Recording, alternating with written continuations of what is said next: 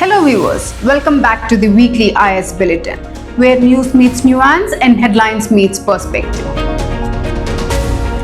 This week was packed with education reforms, global diplomacy, historical excavations, and even artillery upgrades.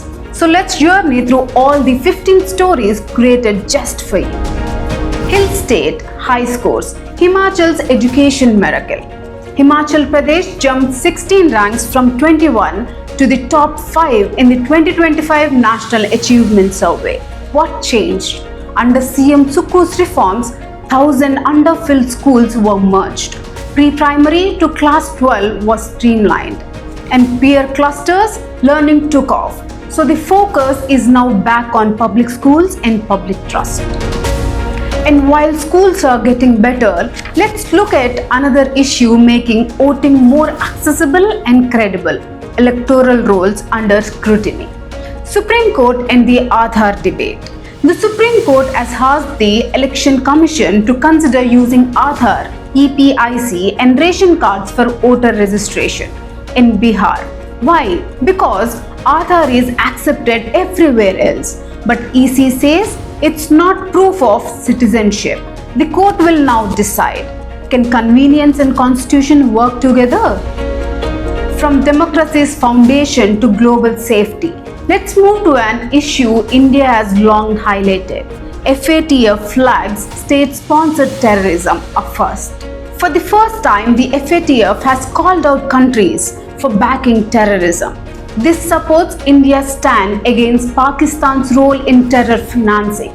The message is loud and global. No more safe havens for state-backed terror. Speaking of global relations, let's head to Africa, where India is building bonds beyond diplomacy. This still reigns in Namibia. UPI goes global. Prime Minister Modi visited Namibia and addressed their parliament, signing key MOUs on health, startups and UPI integration. India also gets Namibia's highest civilian award. This shows how India's ties with the global south are growing stronger. From diplomacy to defense, let's talk about India's newest homegrown firepower, ATAGS, Advanced Towed Artillery Gun System. India's next-gen artillery takes the field. The Indian Army will now use the Advanced Towed Artillery Gun System ATAGS developed by DRDO. With a 48-kilometer range, electric drive, night firing and auto-load system, it's a game changer in precision firepower. Now from defense of borders to upliftment of the people in India's mining belts. Mining wealth, people's health, DMF for aspirational districts. The Ministry of Mines launched a new program to use mining royalties for development in backward areas. These DMF funds will now target education, health and skill building. It's not just about extraction, it's about empowerment. And while digging deep into our land, we also found answers buried in our past. Keeladi excavation, South India's urban past unearthed. The Keeladi site in Tamil Nadu reveals an urban literate civilization as old as 5th century BC. With drainage systems, industrial tools and Tamil Brahmi inscriptions, Keeladi proves southern India's rich, ancient and urban history. Now from ancient trade to modern trade wars, India is making bold moves again. India retaliates against US auto tariffs. India will impose $724 million worth retaliatory tariffs on US vehicles. This comes after the US hiked tariffs on Indian auto parts without talks. India has made it clear, trade must be fair or be fought back.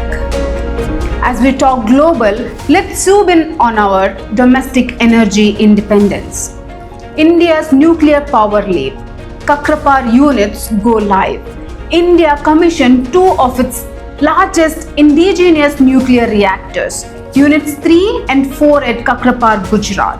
These have passed 15 years of safety checks and represent a huge step towards clean energy and self-reliance. From clean energy to clean air, Delhi is trying something new. Delhi's fuel ban. Older vehicles face refueling block. From 1st July, old petrol and diesel vehicles can't refuel in Delhi. Cameras scan number plates at 500 plus stations, while the rollout faces hiccups. If enforced well, Delhi could see 8% less air pollution. While cities act on climate, rural and working class voices are rising too. Workers and farmers unite. Labour court protests shake India. Over 25 crore people joined a national strike against the new labour codes. Backed by farmers and youth, the strike disrupted sectors from transport to coal. The message, rising prices and job losses, won't be ignored. And from unrest to resilience, India's response to deadly viruses remain alert. Nipah virus returns. Kerala leads with science and speed. Nipah has surfaced in Kerala for the 8th time in 8 years. But quick response, tracing, testing and isolating has saved lives. Now new studies aim to understand how the virus jumps from bats to humans. From science to spirituality, as the world celebrated a life of compassion, the Dalai Lama at 90, a legacy of peace. His Holiness the Dalai Lama turned 90. 1,000 brave reigned to hear him speak of unity and compassion. He hopes to live 30 more years, continuing to guide the world with his message of peace. Meanwhile, world leaders met in Rio, with India making its presence felt. BRICS 2025 Summit. India talks terror, trade and tech. At BRICS 2025 in Rio, India focused on anti-terrorism, AI regulation and local currency trade. Modi also pushed ties with Brazil across defense, energy and agriculture. No common BRICS currency yet, just closer cooperation. And finally, let's honor the roots of India's diaspora. Girimitya Connect. Prime Minister Modi reaches out to Indian diaspora. In Trinidad and Tobago, Prime Minister Modi paid tribute to the Girimitya community, Indians taken abroad centuries ago.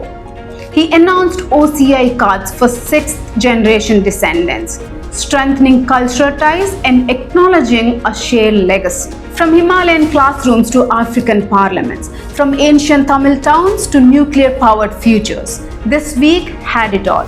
So that's a wrap on this weekly IS Bulletin. This is Srilekha Puri signing off. Until next time, stay informed and stay inspired.